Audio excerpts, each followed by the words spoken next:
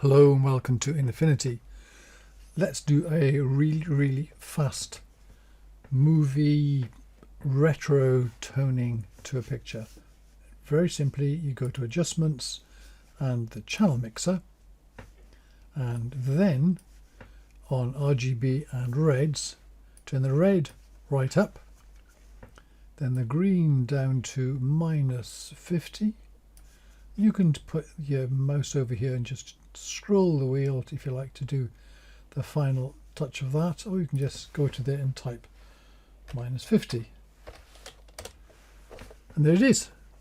Look at that. This is beautiful, these lush reds. The sky is a lovely cyan colour, because what it said is that these are only adjusting reds, and says where there is red in the picture, turn the red up.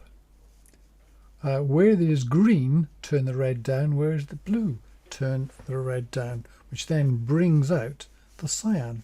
So it's great where you've got red, great where you've got sky as well there, and everything else comes out as well, just that beautiful toning.